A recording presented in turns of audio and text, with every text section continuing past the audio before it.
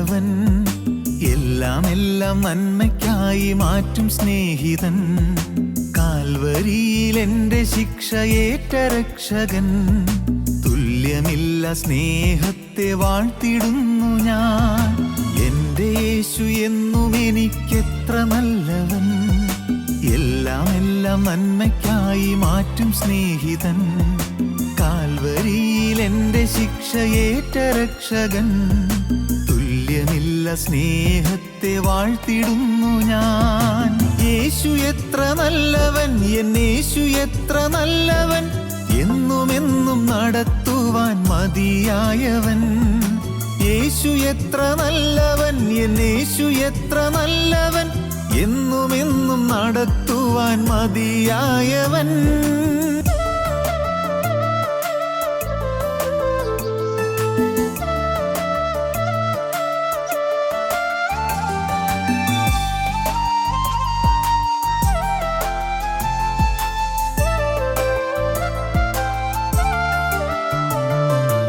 ആശയറ്റ ജീവിതത്തിൻ കാർമുകിൽ നീക്കി, പ്രത്യാശ ഇന്നൽ മാറിവില്ല എന്നിലുദിച്ച നാഥനൊരുക്കിയിടുന്നൊരു വീടെനിക്കുണ്ട്.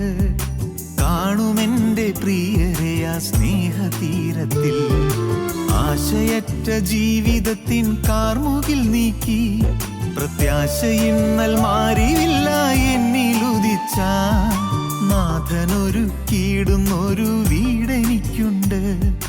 കാണുമെൻ്റെ പ്രിയരെ ആ സ്നേഹതീരത്തിൽ. യേശു എത്ര നല്ലവൻ, എന്നേശു എത്ര നല്ലവൻ, വേഗമെന്നെ ചേർക്കാനെത്തും സ്നേഹമണാളൻ. യേശു എത്ര നല്ലവൻ, എന്നേശു എത്ര നല്ലവൻ, വേഗമെന്നെ ചേർക്കാനെത്തും സ്നേഹമണാളൻ. എൻ്റെ യേശു എന്നും എനിക്കെത്ര നല്ലവൻ, എല്ലാം എല്ലാം നന്മയ്ക്കായി മാറ്റും സ്നേഹിതൻ.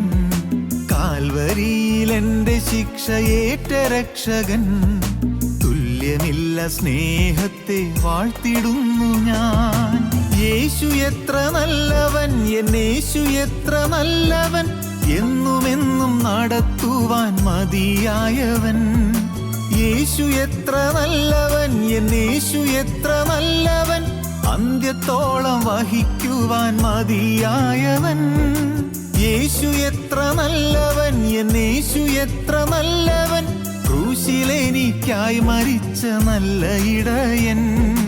യേശു എത്ര നല്ലവൻ, എന്നേശു എത്ര നല്ലവൻ, വേഗമെന്നെ ചേർക്കാനെത്തും സ്നേഹമണാളൻ. ഞങ്ങളും ക്രൂശിക്കപ്പെട്ട ക്രിസ്തുവിനെ പ്രസംഗിക്കുന്നു. ദൈവ തിരുനാമത്തിന് മഹത്വം ഉണ്ടാകട്ടെ. പുറപ്പാട് പുസ്തകം 34-ാം അധ്യായം 12-ാം വാക്യം നമുക്ക് വായിച്ചു കേൾക്കാം. നീ ചെല്ലുന്ന ദേശത്തിലെ നിവാസികളോട് നീ ഒരു ഉടമ്പടി ചെയ്യാതിരിപ്പാൻ കരുതിക്കൊള്ളുക, അല്ലാഞ്ഞാൽ അത് നിന്റെ മധ്യേ ഒരു കെണിയായിരിക്കും. നിന്റെ മധ്യേ ഒരു കെണിയായിരിക്കും. കണി എന്ന് വേദപുസ്തകത്തിൽ എഴുതിയിരിക്കുന്നത് കെണി എന്ന അർത്ഥത്തിൽ തന്നെയാണ്. കെണി എങ്ങനെയെല്ലാമാണ് പിശാച് മനുഷ്യൻ്റെ മേൽ അടിച്ചേൽപ്പിക്കുന്നത് എന്ന്, മനുഷ്യനെ കുരുക്കുന്നതെന്ന് നാം തിരുവചനത്തിൽ പല ഭാഗങ്ങളിലും വായിച്ച് മനസ്സിലാക്കുന്നുണ്ട്. മനുഷ്യനെ കുരുക്കിലാക്കുന്ന തന്ത്രശാലിയാണ് പിശാച്. മനുഷ്യനെ അപകടത്തിലാക്കുന്ന വലിയൊരു ഉപായിയാണ് പിശാച്. തന്ത്രപൂർവ്വം പിശാച് നമ്മെ സമീപിക്കും. 3 വിധത്തിലാണ് പിശാച് നമ്മെ കെണിയിലാക്കുന്നത്. ഒന്ന്, ഉപായത്താൽ നമ്മെ കെണിയിലാക്കും. 2, അലറുന്ന സിംഹം പോലെ വന്നുകൊണ്ട് നമ്മെ ആക്രമിക്കും.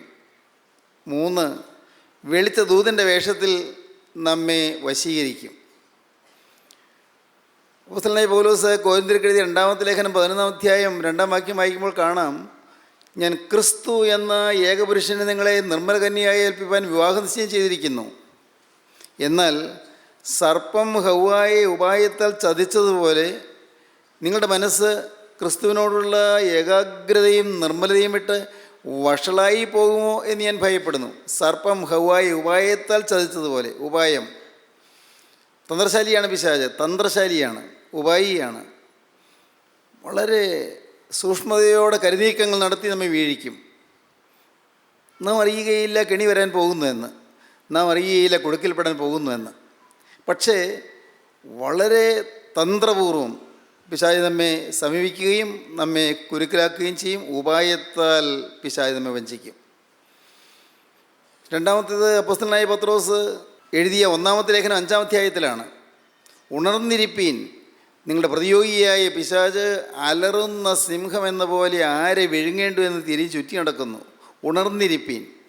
പ്രതിയോഗിയായ പിശാച് അലറുന്ന സിംഹം എന്ന പോലെ ആരെ വിഴുങ്ങേണ്ടു എന്ന് തിരിഞ്ഞ് ചുറ്റി നടക്കുന്നു. ചുറ്റി തിരിഞ്ഞ് നടക്കുകയാണ്. ആരെയാണ് വിഴുങ്ങാൻ കിട്ടുക? അലറുന്ന സിംഹം പോലെ പിശാച് വരും. അതും പിശാചിൻ്റെ വേറൊരു കെണിയാണ്. അലർച്ച കേൾക്കുമ്പോൾ പാവം മനുഷ്യൻ ഞെട്ടിപ്പോകും, പേടിച്ചു പോകും. ഭീരുവായ മനുഷ്യൻ അമ്പരപ്പിലാകും. അലറുന്നു, ഗർജിക്കുന്ന പിശാച്. അലറുന്ന അവൻ്റെ ഭീകരമായ ഗർജനത്തിൽ മനുഷ്യൻ അമ്പരപ്പിലാകും, അവൻ ഭയാക്രാന്തനാകും. ആ ഭയം മുതലെടുത്തുകൊണ്ട് പിശാച് മനുഷ്യനെ വഞ്ചിക്കുകയും ചതിക്കുകയും അവൻ കുരുക്കലാക്കുകയും ചെയ്യും. മൂന്നാമത്തേത്, പിശാച് മനുഷ്യനെ കുരുക്കിലാക്കുന്നത് വെളിച്ചദൂതൻ്റെ വേഷത്തിൽ വരുമെന്ന്. അപ്പോസ്തലനായ പൗലോസ് കൊരിന്ത്യർക്ക് എഴുതിയ 2-ാമത്തെ ലേഖനം 11-ാം അധ്യായത്തിൽ നാം കാണുന്നുണ്ട്, സാത്താൻ താനും വെളിച്ചദൂതൻ്റെ വേഷം ധരിക്കുന്നുവല്ലോ എന്ന്. മാലാഖയുടെ വേഷത്തിൽ വരും. മാലാഖയാണ് തോന്നും. വെളിച്ചദൂതൻ്റെ വേഷത്തിൽ ആട്ടിൻ തുകലണിഞ്ഞു വരുന്ന ചെന്നായെപ്പോലെ വെളിച്ചദൂതൻ്റെ വേഷത്തിൽ നല്ല മധുരമായ വാക്കുകൾ, നല്ല ഇമ്പമായ ശബ്ദം, നല്ല നല്ല ഹൃദ്യമായ ആലോചനകൾ, ഹൃദയ സ്പർശിയായ നല്ല ചിന്തകൾ, ഇതെല്ലാം നമ്മുടെ മുന്നിൽ അവൻ കൊണ്ടുവന്ന് വയ്ക്കും. തീർച്ചയായും ഒരു മാലാഖ പറയുന്നത് പോലെ നമുക്ക് തോന്നിപ്പോകും, സാത്താൻ താനും വെളിച്ചദൂതൻ്റെ വേഷം ധരിക്കുന്നുവല്ലോ. അവൻ വയ്ക്കുന്ന കെണികളിൽ ചിലതിനെക്കുറിച്ചെല്ലാം നാം മുമ്പ് ചിന്തിച്ചുവല്ലോ. ഇന്ന് നാം ചിന്തിക്കാൻ പോകുന്നത് വേറൊരു തരം കെണിയെക്കുറിച്ചാണ്. അതാണ് പുറപ്പാട് പുസ്തകം 34-ാം അധ്യായം 12-ാം വാക്യത്തിൽ നാം വായിക്കുന്നത്. ഒന്നുകൂടി വായിക്കാം. നീ ചെല്ലുന്ന ദേശത്തിലെ നിവാസികളോട് നീ ഒരു ഉടമ്പടി ചെയ്യാതിരിപ്പാൻ കരുതിക്കൊള്ളുക, അല്ലാഞ്ഞാൽ അത് നിന്റെ മധ്യേ ഒരു കെണിയായിരിക്കും. നീ ചെല്ലുന്ന ദേശത്തിലെ നിവാസികളോട് നീ ഒരു ഉടമ്പടി ചെയ്യാതിരിപ്പാൻ കരുതിക്കൊള്ളുക. ജനം മിസ്രൈമിൽ നിന്ന് പുറപ്പെട്ടു പോവുകയാണ്.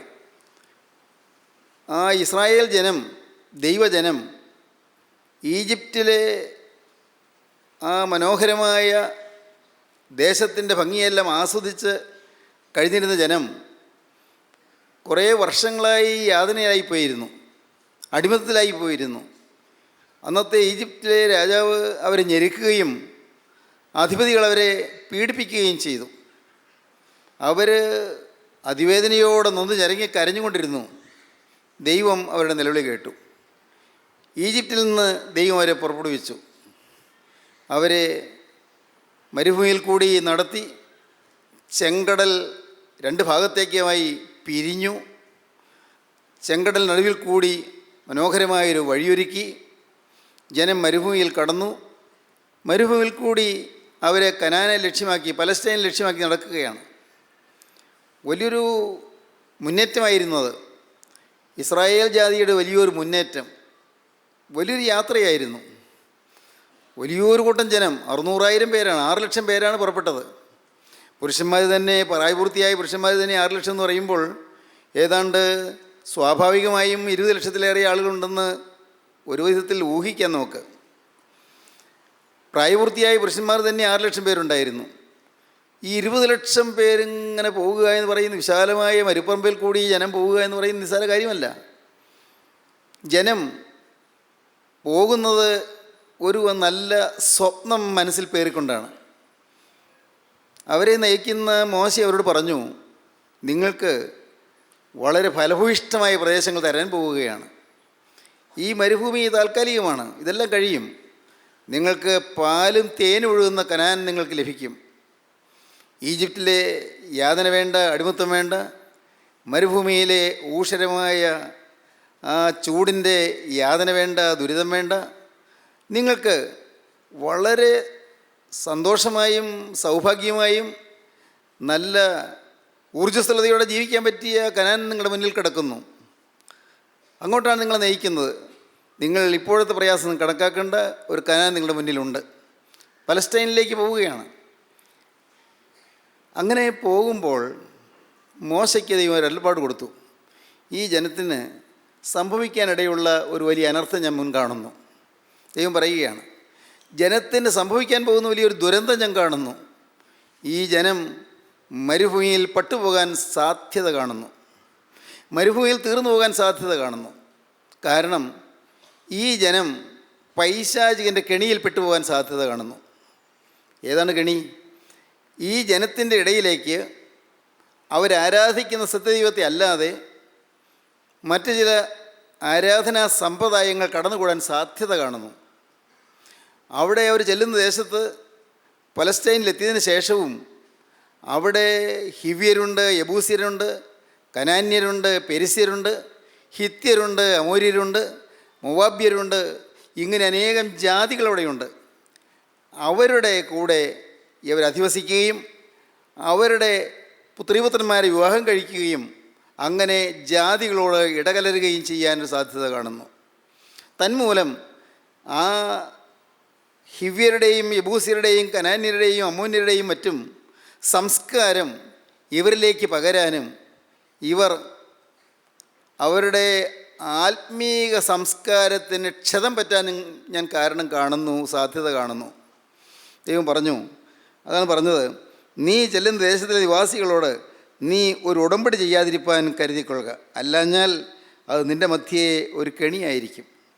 ഒരു കാരണവശാലും നീ അവിടെയുള്ള ആ ദേശവാസികളുമായി ഇടകലരാതെ, അവരുമായി ഒത്തുതീർപ്പിൽ വരാതെ, അവരുടെ ആരാധനാ സമ്പ്രദായങ്ങൾ സ്വീകരിക്കാതെ, അവരുടെ ജീവിത സമ്പ്രദായങ്ങളിൽ മുഴുകാതെ ഒറ്റപ്പെട്ടവരായി തന്നെ നിങ്ങൾ നിൽക്കണം. ദൈവജനം ദൈവജനമായി തന്നെ നിൽക്കണം. ദൈവജനം ദൈവത്തിൻ്റെ പ്രിയമക്കളായി നിൽക്കണം. ദൈവജനം വിശുദ്ധജനമായി നിൽക്കണം. അശുദ്ധി അവരുടെ ജീവിതത്തിൽ കലരാൻ ഇടവരരുത്. അവരുടെ ജീവിതത്തിൽ അവരിടപഴകുന്ന ജാതികളിൽ നിന്ന് അശുദ്ധി പകരാൻ ഇടവരാതെ അവർ സൂക്ഷിച്ചു കൊള്ളണം. അവർ താമസിക്കുന്ന സ്ഥലങ്ങളിലുള്ള ജനത്തിൻ്റെ സ്വഭാവവിശേഷങ്ങൾ, അവരുടെ സംസ്കാരങ്ങൾ, അവരുടെ ആരാധനാ സമ്പ്രദായങ്ങൾ, അവരുടെ ജീവിതത്തിൻ്റെ വിവിധ രീതികൾ ഒന്നും അവരുടെ ജീവിതത്തിൽ കടന്നു വരാതെ അവർ സൂക്ഷിച്ചു കൊള്ളേണ്ടതാണ്. അതുകൊണ്ട് അവരെപ്പോഴും ഒരു വ്യതിരിക്ത ജനമായി നിൽക്കണം. ഡിഫറൻഷ്യേറ്റഡ് പീപ്പിൾ, ഡിഫറൻഷ്യേറ്റഡ് എന്ന് വെച്ചാൽ വ്യതിരിക്ത ജനം, വ്യത്യസ്ത ജനമായി നിൽക്കണം. വ്യത്യസ്ത ജനമായി നിൽക്കണം. എപ്പോഴും മറ്റുള്ളവരിൽ നിന്ന് വ്യത്യസ്തതകൾ പുലർത്തണം. മറ്റുള്ളവരെ പോലെ സംസാരിക്കാൻ പാടില്ല, മറ്റുള്ളവരെ പോലെ പെരുമാറാൻ പാടില്ല, മറ്റുള്ളവരെ പോലെ വ്യാജം ചെയ്യാൻ പാടില്ല, മറ്റുള്ളവരെ പോലെ സൂത്രവും കൗശലവും പ്രയോഗിക്കാൻ പാടില്ല, മറ്റുള്ളവരെ പോലെ അശുദ്ധമായ കാര്യങ്ങൾ ഇടപെടാൻ പാടില്ല, മറ്റ് ജാതികളുടെ സമ്പ്രദായങ്ങൾ, ആരാധനാ സമ്പ്രദായങ്ങളിൽ ഇടകലർന്നു പോകരുത്. അങ്ങനെ വന്നു പോയാൽ സംഭവിക്കാൻ പോകുന്നത് കടുത്ത നാശമാണ് അവർക്ക് വരാൻ പോകുന്നത്. സംഭവിക്കാൻ പോകുന്നതാണ്, കടുത്ത നാശം വരും. ഇത് ജനത്തിന് മോശ പറഞ്ഞു കൊടുത്തു. എന്താ പറഞ്ഞത്? അവർ മറ്റുള്ളവരോടൊപ്പം നിന്ന് പോയാൽ, അവരോട് ഉടമ്പടി ചെയ്തു പോയാൽ അത് അവർക്കൊരു കെണിയായിരിക്കും. ഇതൊരു മുന്നറിയിപ്പായിരുന്നു, വ്യക്തമായൊരു വാണിംഗ് ആയിരുന്നു. പക്ഷേ ജനം മുന്നോട്ട് പോയപ്പോൾ സംഭവിച്ചത് എന്താണെന്നറിയാമോ? അവർ മോവാബ് സമഭൂമിയിൽ കൂടി കടന്നു പോകേണ്ടി വന്നു. മോവാബ് സമഭൂമിയിൽ അന്ന് വാഴുന്നത് ബാലാക്ക് എന്ന് പറയുന്ന രാജാവാണ്. ബാലാക്കിന് ഈ ജനം വന്ന് നാട് മുഴുവൻ കൈവശമാക്കും എന്നുള്ള ധാരണ കടന്നുകൂടി. ജനം, ഇസ്രായേൽക്കാർ ഈ ദേശത്തെ വിഴുങ്ങിക്കളയുമെന്ന് അവർ ചിന്തിച്ചു. അതിലൂടെ കടന്നുപോയി എന്നേ ഉള്ളൂ. ആ ദേശത്തിലൊന്നും ഒരു നാശവും വരുത്താൻ ഉദ്ദേശിച്ചിരുന്നില്ല, ചെയ്യുകയുമില്ല. പക്ഷേ മോവാബ് രാജാവായ ബാലാക്ക് വിചാരിച്ചു, ഈ ജനം നമ്മെ ദ്രോഹിക്കും, നമുക്ക് ദോഷം ചെയ്യും, നമ്മുടെ സമ്പത്തെല്ലാം കവർന്നു കളയും. ആ തെറ്റായ ധാരണയുണ്ട് ബാലാക്ക് ഇസ്രായേൽക്കാരെ നശിപ്പിക്കാൻ ആലോചിച്ചു. അതിന് ബാലാക്ക് നോക്കിയപ്പോൾ യുദ്ധം കൊണ്ട് അവരെ നശിപ്പിക്കാൻ സാധ്യമല്ല. ബാലാക്കിൻ്റെ സൈന്യം കൊണ്ടൊന്നും ഇസ്രായേൽക്കാരെ നശിപ്പിക്കാൻ സാധ്യമല്ല. ഈ 20 ലക്ഷത്തിലേറെ ആളുകൾ വരുന്നവരെ എങ്ങനെ നശിപ്പിക്കാനാണ്? ബാലാക്ക് അതുകൊണ്ടൊരു സൂത്രം ചെയ്തു. ഒരു കള്ളപ്രവാചകനെ വിളിച്ചു. ബിലയാം എന്ന് പറയുന്നൊരു കള്ളപ്രവാചകൻ. ഈ പ്രവാചകനോട് പറഞ്ഞു, ഈ ജനത്തെ അങ്ങ് ശപിക്ക്. ജനത്തെ ശപിച്ചാൽ ജനം മുടിഞ്ഞു പോയിക്കൊള്ളും, ജനം മുടിഞ്ഞു പോകും. അങ്ങനെ ഈ ജനത്തിൽ നിന്ന് നമുക്കൊരു ദോഷവും സംഭവിക്കാതെ നമുക്ക് രക്ഷപ്പെടാം. ഇതാണ് ബാലാക്കിൻ്റെ ഉപായം. പക്ഷേ ഈ ബിലയാം പറയാനായിട്ട്, ശപിക്കാനായിട്ട് വന്നതാണ്, പറയാനായിട്ട് തുടങ്ങിയതാണ്. പക്ഷേ ബിലയാമിന് പറയാൻ സാധിച്ചില്ല. ബിലയാം ബാലാക്കിനോട് പറഞ്ഞു, ഇതാ തനിച്ച് പാർക്കുന്ന ഒരു ജനം, ജാതികളോട് ഇടകലരാത്തവർ, അവർക്കൊരു ദോഷവും പറയാൻ പറ്റുകയില്ല, അവർക്കൊരു ദോഷവും ചെയ്യാൻ പറ്റുകയില്ല, അവർക്കൊരു കേടും തട്ടുകയില്ല. തനിച്ച് പാർക്കുന്ന ഒരു ജനം. സംഖ്യാപുസ്തകം എടുക്കൂ, 23 അധ്യായത്തിൻ്റെ 9 വാക്യമായി. ശിലാഗ്രാമങ്ങളിൽ നിന്ന് ഞാൻ അവനെ കാണുന്നു, ഗിരികളിൽ നിന്ന് ഞാൻ അവനെ ദർശിക്കുന്നു. ഇതാ തനിച്ചു പാർക്കുന്ന ഒരു ജനം, ഇതാ തനിച്ച് പാർക്കുന്ന ഒരു ജനം, ജാതികളുടെ കൂട്ടത്തിൽ എണ്ണപ്പെടുന്നതുമില്ല. ജാതികളുടെ കൂട്ടത്തിൽ എണ്ണപ്പെടുന്നതുമില്ല. ദൈവത്തിന് സ്തോത്രം. ഇവർ മറ്റുള്ളവരോട് ഇടകലരുന്നില്ല. മുൻപേ മോശയിൽ കൂടി കിട്ടിയ അരുളപ്പാട് അവർക്കുള്ളത് കൊണ്ട് ആ ജനം ജാതികളോട് ഇടകലരാതെ സൂക്ഷിച്ചു. ആ ദേശനിവാസികളുടെ മക്കളെ ഭാര്യമാരായിട്ട് എടുക്കുകയോ അവരുടെ മക്കൾക്ക് സ്വന്തം പുത്രിമാരെ കൊടുക്കുകയോ ചെയ്യാതെ, വിവാഹ സംബന്ധത്തിലേക്ക് പോകാതെ, അങ്ങനെ ഒരു മാലിന്യം സംഭവിക്കാതെ സൂക്ഷ്മതയോടെ നിന്നു. ഇതാ തനിച്ച് പാർക്കുന്ന ഒരു ജനം, ഇതാ തനിച്ച് പാർക്കുന്ന ഒരു ജനം, ജാതികളോട് ഇടകലരുന്നില്ല, ജാതികളുടെ കൂട്ടത്തിൽ എണ്ണപ്പെടുന്നതുമില്ല. അതുകൊണ്ട് തുടർന്ന് ബിലയാം പറഞ്ഞു, ഇവരെ ശപിക്കാൻ എനിക്ക് സാധിക്കുകയില്ല. കാരണം അവരെ അനുഗ്രഹിക്കാനാണ് എനിക്ക് കൽപ്പന. അവരെ ശപിക്കാൻ സാധ്യമല്ല. അവരിൽ അശുദ്ധി കാണുന്നില്ല, അവരിൽ തിന്മ കാണുന്നില്ല, അവർ ജാതീയ ആരാധനാ സമ്പ്രദായങ്ങളിലേക്ക് പോകുന്നില്ല, അവർ ആ തദ്ദേശവാസികളുടെ അരുതാത്ത സമ്പ്രദായങ്ങൾ അവർ അവലംബിക്കുന്നില്ല, സ്വീകരിക്കുന്നില്ല. അതുകൊണ്ട് അവർ ശപിക്കാൻ സാധിക്കില്ല. അനുഗ്രഹിക്കാനാണ് എനിക്ക് കൽപ്പന. 23 അധ്യായം 20 വാക്യം. അനുഗ്രഹിപ്പാൻ എനിക്ക് കൽപ്പന ലഭിച്ചിരിക്കുന്നു, അവൻ അനുഗ്രഹിച്ചിരിക്കുന്നു, എനിക്കത് മറിച്ചുകൂടാ. 21 വാക്യം. യാക്കോബിൽ തിന്മ കാണുവാനില്ല, ഇസ്രായേലിൽ കഷ്ടത ദർശിപ്പാനുമില്ല. യാക്കോവിൽ തിന്മ കാണുവാനില്ല, അവർ ജാതികളോട് ഇടകലരുന്നില്ല, അവർ കറതീർന്ന ജനമാണ്. അവർ ജാതികളോട് ഇടകലരുന്നില്ല. യാക്കോവിൽ തിന്മ കാണുവാനില്ല, ഇസ്രായേലിൽ കഷ്ടത ദർശിപ്പാനുമില്ല. ശരിയായ ഇംഗ്ലീഷ് തർജ്ജമ വേദപുസ്തകത്തിൽ കാണുന്നത്, he has not seen sin in Jacob. യാക്കോബിൽ പാപം കാണുന്നില്ല. He has not seen sin in Jacob. No misfortune is seen in Jacob, no misery observed in Israel എന്ന് ന്യൂ ഇൻ്റർനാഷണൽ വെർഷനിൽ കാണാം. എന്ന് പറഞ്ഞാൽ അവരിൽ യാതൊരു ദോഷവും കാണാനില്ല, അവരിൽ തിന്മ കാണുന്നില്ല, അവർ ജാതികളോട് ഇടകലരാതെ നിൽക്കുന്നു. ജാതീയ സംസ്കാരം അവരിലേക്ക് പകരാതെ അവർ സൂക്ഷ്മതയോടെ നിൽക്കുന്നു. അവിടെ ദേശത്ത് വസിക്കുന്നു, പക്ഷേ ജാതികളോട് അവർ സാംസ്കാരികമായി ഒത്തുപോകുന്നില്ല, അവർ ആത്മീയമായി ഒത്തുപോകുന്നില്ല, അവർ വിവാഹ ബന്ധത്തിലേക്ക് പോകുന്നില്ല. ഇവർ ജാതികളോട് ഇടകലരാതിരിക്കുന്നു. യാക്കോബിൽ തിന്മ കാണുവാനില്ല, ഇസ്രായേൽ കഷ്ടത ദർശിപ്പാനുമില്ല. അതുകൊണ്ട് ഇതാണ് 23 വാക്യം. ആഭിചാരം യാക്കോബിന് പറ്റുകയില്ല. ആഭിചാരം യാക്കോബിന് പറ്റുകയില്ല. മന്ത്രവിദ്യ കൊണ്ടോ മന്ത്രവാദം ചെയ്തുകൊണ്ടോ കൈവശം കൊടുത്തതുകൊണ്ടോ ഒന്നും ഈ കൂട്ടരെ നശിപ്പിക്കാൻ സാധ്യമല്ല. ഈ ദൈവജനത്തിന് മന്ത്രവാദം ചെയ്താലും, അവർക്കെതിരെ കൂടോത്രം ചെയ്താലും, അവർക്കെതിരെ ക്ഷുദ്രപ്രയോഗം ചെയ്താലും, അവർക്കെതിരെ ആഭിചാരം പ്രയോഗിച്ചാലും, എന്തെല്ലാം ചെയ്താലും ദൈവജനത്തിന് ഏശുകയില്ല. കാരണം അവരിൽ തിന്മയില്ല. അവരിൽ തിന്മയില്ലാത്തത് കൊണ്ട് ആഭിചാരം യാക്കോബിന് പറ്റുകയില്ല. ദൈവത്തിന് സ്തോത്രം. ഇങ്ങനെ ഈ ജനത്തിന് അനുഗ്രഹമാണ് പ്രവാചകൻ ദർശിച്ചത്, അനുഗ്രഹമാണ് കണ്ടത്. ദൈവം ശപിക്കാത്തവനെ ഞാൻ എങ്ങനെ ശപിക്കും? ദൈവം അനുഗ്രഹിക്കുന്നവനെ ഞാൻ എങ്ങനെ ശപിക്കും? ദൈവം ശപിക്കാത്തവനെ ഞാൻ എങ്ങനെ ശപിക്കും? ദൈവം അനുഗ്രഹിച്ചിരിക്കുന്ന ഇസ്രായേലിനെ. പക്ഷേ ഈ ബിലയാം ഒരു സൂത്രം ബാലാക്കിന് പറഞ്ഞു കൊടുത്തു. അതാണ് തന്ത്രം. ബിലയാമിന് കാര്യം മനസ്സിലായി. ഈ ജനത്തിന് നാശം വരണമെങ്കിൽ, ഇസ്രായേൽ ജനത്തിന് നാശം വരണമെങ്കിൽ അവരുടെ ഇടയിലേക്ക് ജാതീയമായ സമ്പ്രദായങ്ങൾ കടത്തിവിടണം. അവരെ ജാതികളോട് ഇടകലരണം. അവരുടെ പുത്രിമാരെ അവിടെയുള്ള മോവാബ്യരുടെ പുത്രന്മാർക്ക് കൊടുക്കണം. അവരുടെ പുത്രന്മാർ മോവാബ്യ സ്ത്രീകളെ വിവാഹം കഴിക്കണം. അങ്ങനെ വിവാഹ ബന്ധത്താൽ അവർ യോജിച്ചു കഴിഞ്ഞാൽ ഒരു കുഴപ്പമില്ല, അവർ നശിച്ചുകൊള്ളും, അവരത് അപ്പാടെ തീർന്നുകൊള്ളും, ഇവരുടെ ഭാവി ഇരുളടയും, അവർ ഈ മരുഭൂമിയിൽ പട്ടുപോകും. വളരെ ഭയാനകമായ ഒരു ദുരുപദേശമാണ് ബലയാം കൊടുത്തത്. അതാണ് 25-ാം അധ്യായം 1-ാം വാക്യം മുതൽ വായിക്കുമ്പോൾ കാണാം. ഇസ്രായേൽ ശിത്തീമിൽ പാർക്കുമ്പോൾ ജനം മോവാബ്യ സ്ത്രീകളുമായി പരസംഗം തുടങ്ങി. ജനം മോവാബ്യ സ്ത്രീകളുമായി പരസംഗം തുടങ്ങി. കണ്ടോ, മോവാബ്യ സ്ത്രീകളുമായി ഇസ്രായേൽക്കാർ ബന്ധപ്പെടാൻ തുടങ്ങി. ജനം മോവാബ്യ സ്ത്രീകളുമായി പരസംഗം തുടങ്ങി. അവർ ജനത്തെ തങ്ങളുടെ ദേവന്മാരുടെ ബലികൾക്ക് വിളിക്കുകയും അവർ ഇസ്രായേൽ ജനത്തെ മോവാബ്യയിലുള്ള വിഗ്രഹാരാധികൾ തങ്ങളുടെ ദേവന്മാരുടെ ബലികൾക്ക് വിളിച്ചു.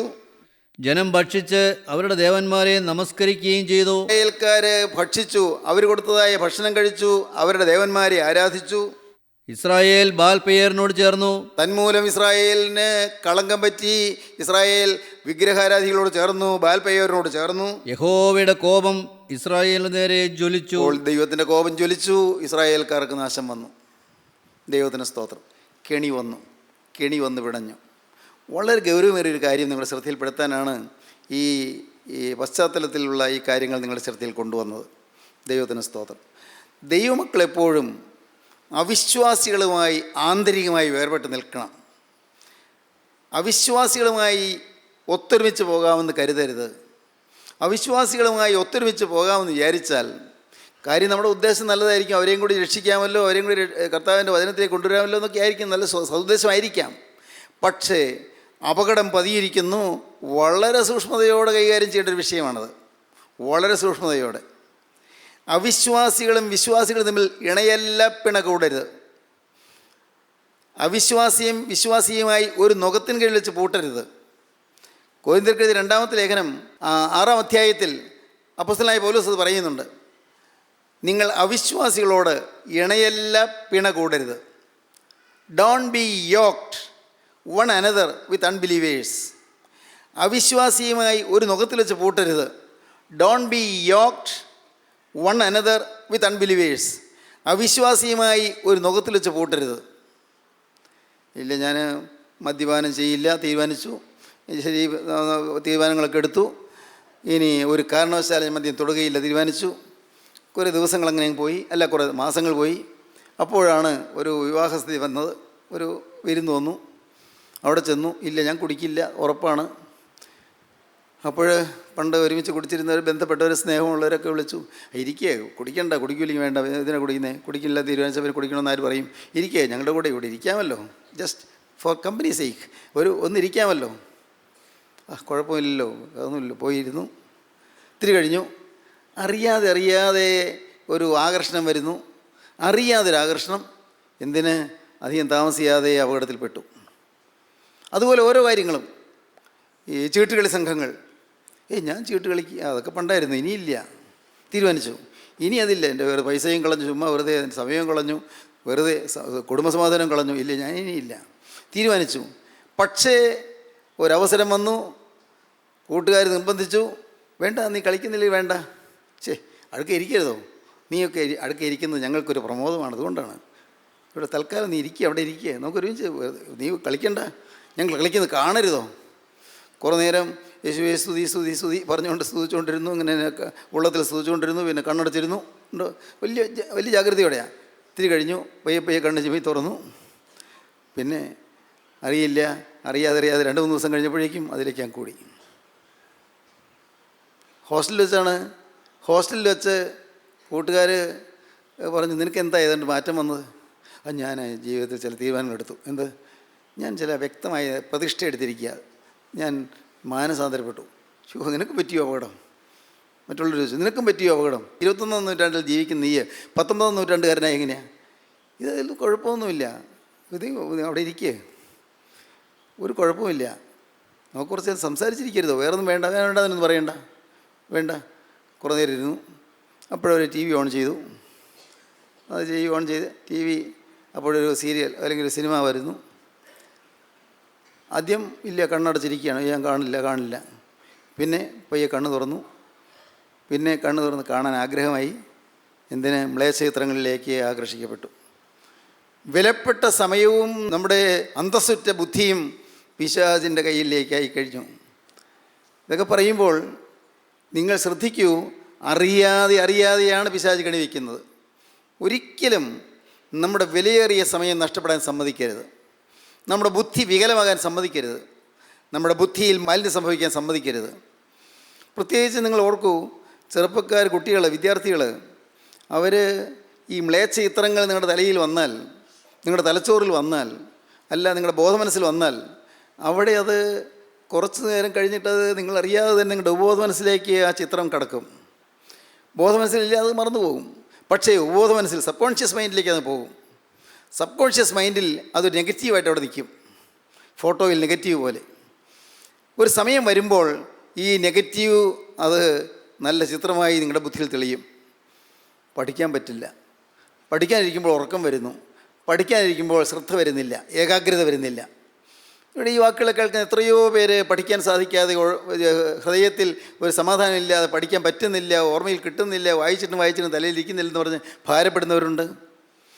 ഓരോ സമയങ്ങളിൽ വന്നുപോയ പാപത്തിൻ്റെ ചില അംശങ്ങളിൽ നിന്നും തലച്ചോറിൽ തങ്ങി നിൽക്കുന്നത് കൊണ്ടാണത്. നിങ്ങളുടെ ബുദ്ധിയിൽ, നിങ്ങളുടെ ബോധമനസ്സിൽ, നിങ്ങളുടെ അബോധമനസ്സിൽ ഇതെല്ലാം തങ്ങി നിൽക്കുന്നത് കൊണ്ടാണ് നിങ്ങൾക്ക് ഇപ്പോൾ പഠിക്കാൻ പറ്റാതെ പോകുന്നത്, നിങ്ങളുടെ കഴിവുകൾ നഷ്ടപ്പെട്ടു പോകുന്നത്. ആരും അറിയുന്നില്ല. കഴിവാണ് നഷ്ടപ്പെടുന്നത്, നമ്മുടെ കരുത്താണ് നഷ്ടപ്പെടുന്നത്, നമ്മുടെ ശക്തിയാണ് നഷ്ടപ്പെടുന്നത്. എപ്പോഴും സൂക്ഷിക്കൂ, നാം നമ്മുടെ ജീവിതത്തിൽ അവിശ്വാസികളുമായി കൂട്ടുകൂടാതെ നാം ക്രിസ്തുവിൻ്റെ മക്കളോട് ചേർന്ന് നിൽക്കുക, വിശുദ്ധന്മാരോട് വിശ്വസ്തന്മാരുമായി നിൽക്കുന്നവരോട് ചേർന്ന് നിൽക്കുക, വിശുദ്ധന്മാരും വിശ്വസ്തന്മാരുമായി നിൽക്കുന്നവരോട് ചേർന്ന് നിൽക്കുക. അപ്പോൾ നമുക്ക് ശക്തി കിട്ടും, നമ്മുടെ ആത്മാവിന് കരുത്ത് കിട്ടും. ദൈവത്തിന് സ്തോത്രം. അപ്പോഴാണ് തിരക്തത്തിൻ്റെ ശക്തി നമ്മെ വലയം ചെയ്യുന്ന അറിയുന്നത്. യേശുക്രിസ്തുവിൻ്റെ തിരുവിലാവിൽ നിന്നൊഴുകിയ തിരക്തം നമ്മെ കഴുകുന്നത് നാം അനുഭവിക്കും. അത് ഈ വാക്കുകളെ കൊണ്ട് വർണ്ണിക്കാൻ വയ്യ, അത് അനുഭവിക്കണം. യേശുക്രിസ്തുവിൻ്റെ തിരക്തത്തിൻ്റെ ശക്തി, പാപം മാറ്റുന്ന തിരക്തത്തിൻ്റെ ശക്തി, അശുദ്ധിയുടെയോ അത്യാഗ്രഹത്തിൻ്റെയോ അഹങ്കാരത്തിൻ്റെയോ ദുശ്ശീലങ്ങളുടെയോ ഏതെങ്കിലും വേലിയേറ്റങ്ങൾ വരാൻ തുടങ്ങുമ്പോഴേക്കും ഏതോ ഒരു ശക്തി വന്ന് നിങ്ങളെ പൊതിയെന്ന് നിങ്ങൾ അനുഭവിക്കും. ആ ശക്തിയാണ് ക്രൂശിലെ ശക്തി, ആ ശക്തിയാണ് തിരക്തത്തിൻ്റെ ശക്തി. നിങ്ങൾക്ക് വേണമോ തിരക്തത്തിൻ്റെ ശക്തി? വേണമോ നിങ്ങൾക്ക് ക്രിസ്തുവിൻ്റെ കൃപ? വേണമോ നിങ്ങൾക്ക് ക്രിസ്തുവിൻ്റെ അത്ഭുതകരമായ ശക്തി? വേണമോ നിങ്ങൾക്ക് പരിശുദ്ധാത്മാവിൻ്റെ നൽവരം? ഇന്ന് ഇത് കേട്ടുകൊണ്ടിരിക്കുമ്പോൾ നിങ്ങൾക്ക് പ്രാപിക്കാം. നിങ്ങൾ അവിടെ ഇരുന്നു കൊണ്ട് കർത്താവോട് പറയണം, കർത്താവേ, പാപത്തിൻ്റെ യാതൊരു ലാഞ്ചനവിനെ തൊടാതെ വണ്ണം എന്നൊരു തിരക്തവനെ ആവരണം ചെയ്യണമേ, തിരക്തവനെ കവർ ചെയ്യണമേ, തിരക്തവനെ ആച്ഛാദനം ചെയ്യണമേ, തിരക്തവനെ മൂടണമേ, തിരക്തവനെ പൊതിയണമേ. നിങ്ങൾ പ്രാർത്ഥിക്കൂ. തിരക്തം നിങ്ങൾക്ക് ആശ്വാസം തരും, തിരക്തം നിങ്ങൾക്ക് കൃപ തരും, തിരക്തം നിങ്ങൾക്ക് തെറ്റിൽ നിന്ന് മാറുവാനുള്ള കൃപ തരും, പൈശാചിന് കെണിയിൽ നിന്ന് രക്ഷപ്പെടാനുള്ള മാർഗ്ഗങ്ങൾ തരും. ക്രിസ്തു നിങ്ങളെ അനുഗ്രഹിക്കും. ദൈവത്തിന് നാമം മഹത്വപ്പെടട്ടെ എന്നൊക്കെ പ്രാർത്ഥിക്കാം. കരുണയുള്ള കർത്താവേ, വചനം കേട്ട് എല്ലാവരെയും അവിടെ നിന്ന് അനുഗ്രഹിക്കണമേ. അവിടെ തിരക്തത്താൽ നിന്റെ മക്കളെ അവിടെ നിന്ന് വേർതിരിച്ച് നിർത്തണമേ കർത്താവേ. തിരക്തത്താൽ മുദ്രയിട്ട് നിർത്തണമേ കർത്താവേ. അനുഗ്രഹിക്കണമേ, കൂടെ ഇരിക്കണമേ. അവിടുത്തെ രണ്ടാമത്തെ വരവിൽ പറന്നു വരുന്ന വിശുദ്ധന്മാരുടെ നില നിൽപ്പാൻ ഇതിന് മക്കളെല്ലാവരെയും അനുഗ്രഹിച്ച് ഒരുക്കണമേ. യേശു ക്രിസ്തുവിൻ്റെ സ്നേഹം നിറഞ്ഞ നാമത്തിൽ തന്നെ. ആമീൻ. ഹല്ലേലൂയ.